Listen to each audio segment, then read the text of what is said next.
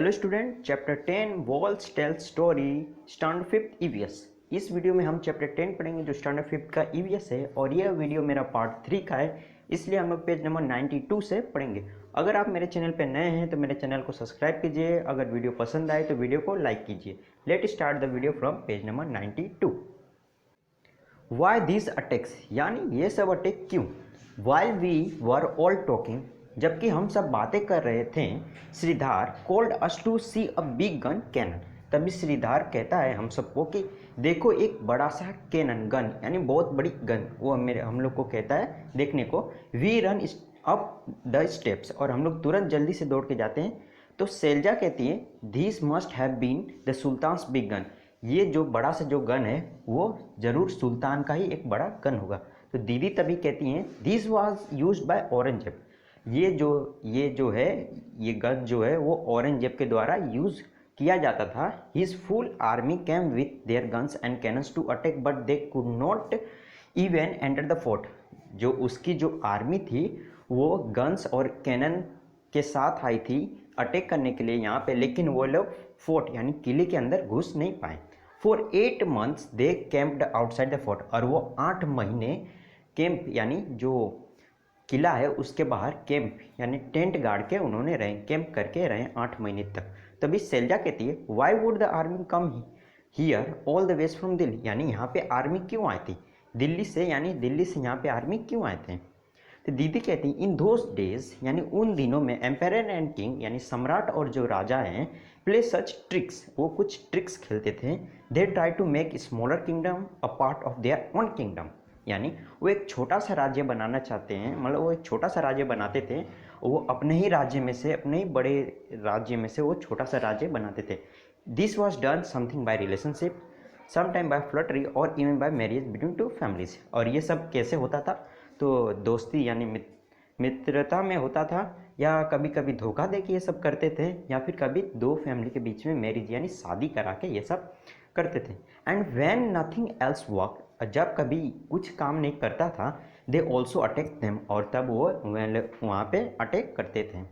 तो कल्याणी कहती हैं why it is that Aurangzeb's army could not get into the fort, यानी तभी कल्याणी कहती कि क्यों औरंगजेब की जो आर्मी है वो फोर्ट के अंदर क्यों नहीं घुस पाई, यानी क्यों नहीं जा पाई। तो he had so many soldiers and big guns, उसके पास तो बहुत सारे सोल्जर्स थे और बहुत बड़ी बड़ी गन थी। तभी शैलजा कहते didn't see you this strong thick wall, क्या तुमने ये इतनी बड़ी इतनी मोटी और ताकतवर दीवार तुमने नहीं देखा। In the map there is a long deep pitch along the wall, और इस मैप में एक डीच यानी जो दीवार है उसके साथ साथ खाई भी है, इसके वजह से वो लोग नहीं घुस पाए।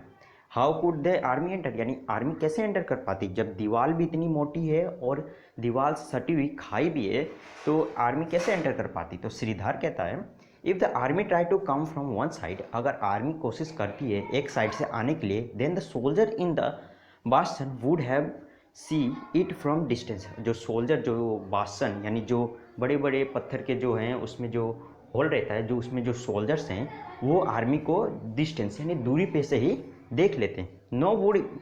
No wonder it was difficult to attack the fort, इसलिए कोई आश्चर्य की बात नहीं है कि ये सब इतनी मुश्किल होता था फोर्ट पे अटैक करने के लिए। तो कल्याणी कहते हैं इमेजिन, यानी कल्पना करो the army is coming on horse और elephant with their all their guns, यानी कल्पना करके जो आर्मी है वो अपने घोड़े और हाथियों पे आए थे अपने गन लेके।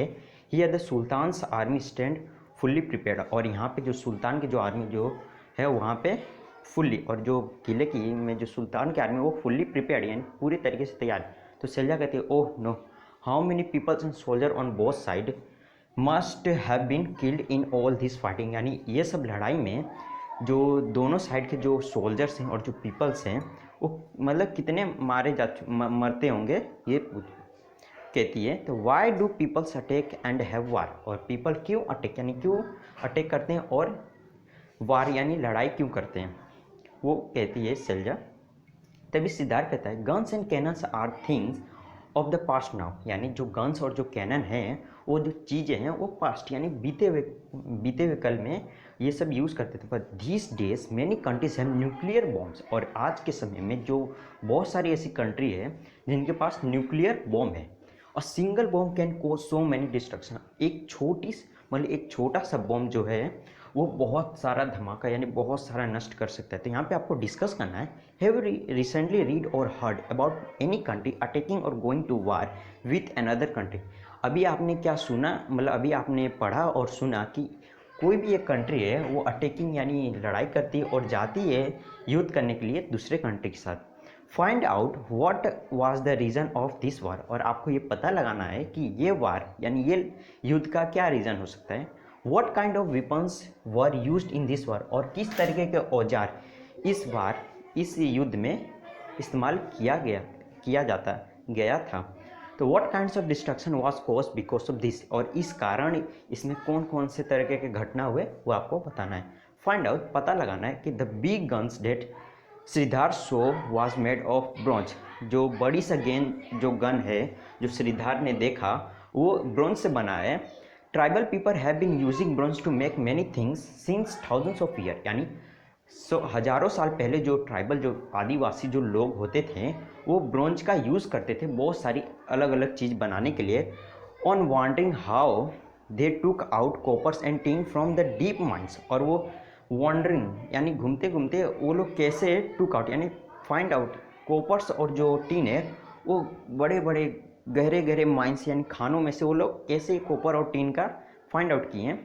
मेल्टेड दिस मेटल, और उनको पिघलाते थे, and turn them into beautiful things, और उनको बहुत ही सुंदर थिंग्स यानी बहुत अलग अलग सुंदर चीज़ बनाते थे।